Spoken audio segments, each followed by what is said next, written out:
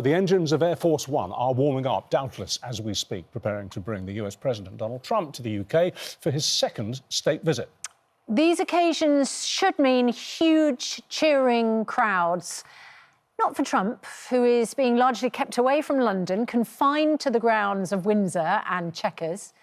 The Stop Trump coalition are planning protests during his stay. They're already hailing the arrangements as a victory for their side. Of course, what they really wanted was for the US President's visit to have been cancelled altogether. We asked people on the streets of Windsor what they thought about that.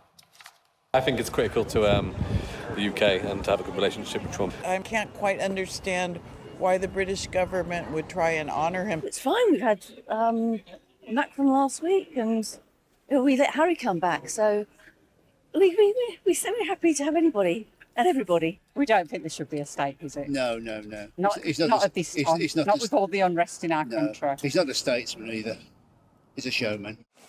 Well, joining us live now is Greg Swenson, originally from Long Island. He's from Republicans Overseas, who says full steam ahead to the visit. And Zoe Gardner from the Stop Trump coalition, who thinks that it should have been called off. Well, it hasn't, and it never really was going to be, was it? But do you think you have got a partial victory, given that he is basically being shuttled in camera from one place to the next and kept away from the public? Yeah, I think the saddest thing that I've actually heard about this visit is that he is going to get his golden carriage ride, but in private, because the great British public probably would have given him the rotten tomato treatment if he'd dared to show his face in public. We don't like Donald Trump, but I think that this hiding him away, it reflects the sort of crouched position that the government is in overall about this meeting. They're just desperate to get through it because they know that inviting him in the first place was just one more in a long line of catastrophic political failures of judgment by our Prime Minister. But we have to have a relationship, surely, with one of the most important countries on the planet.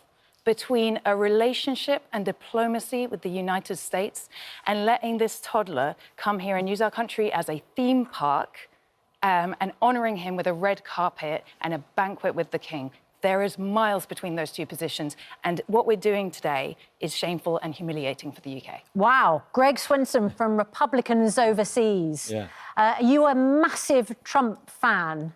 Yeah, I'm thrilled about this visit. Are you going to be there waving a flag? I'm not sure. Trying to work out where he is behind the tall hedges and the security? Not necessarily my style, but I went to Turnberry, and I noticed a golf course. Back in July, yeah. Mm-hmm. And I noticed that in spite of the protests, which were managed quite well, the people on the street were quite welcoming to the president, right? So from the airport where he landed all the way to Turnberry, lining the streets, unplanned, unorganized, but cheering him on. So the people, I'm not saying all the people, but many people really liked him. Certainly not all the people. Yeah. I mean, are you going to be somewhere in around Windsor or the Ambassador's House in London trying to protest? There will be people lining the streets in Windsor, that's for sure, but no cheering, I'm afraid.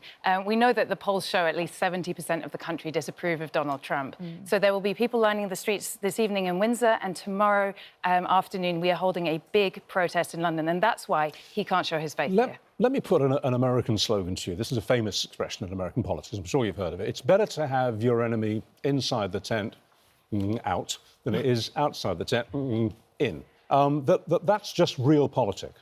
I think that what we've seen with the horrendous fallout over Peter Mandelson is that a straightforward reliance on realpolitik actually comes to bite you in the end, because the people of this country do have moral lines, right? Okay. And it will catch up with them. Let me ask you that, Greg. Peter Mandelson has just been sacked for having a relationship with Jeffrey Epstein, the extent of which the Prime Minister says he's only just realised. Particularly, of course, there was this entry into Jeffrey Epstein's 50th birthday book. Right. Also in that book is an entry from, allegedly, the Prime Minister of the United States, which the Prime Minister of the United States is suing over because he says it's all a hoax. The President, and says he didn't send anything at all.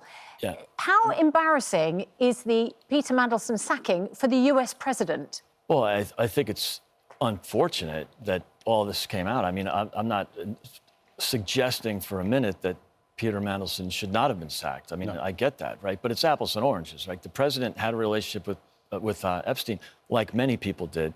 severed that relationship, threw him out of his own country club, and long before a lot of this came out. So, and look, I assure you, really if there was any credible? dirt, haters will hate, but if there's any dirt on the president, it would have come out in October of 24. How do you think the president might answer a question from a British reporter or an American reporter later this week? Do you support the sacking of Peter Mandelson as American ambassador?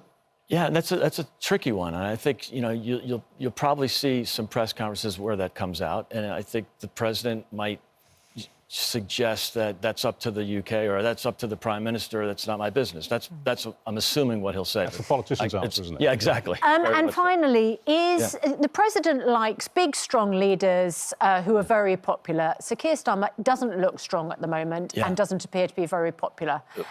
Is it true that the president feels a bit sorry for him?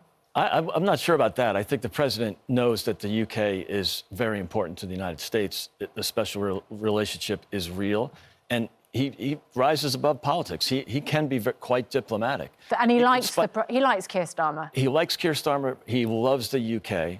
OK. And he's very fond of this country. OK. Well, thank you very much for We coming have this to leave morning. it there. Thank you very much indeed. Thank you.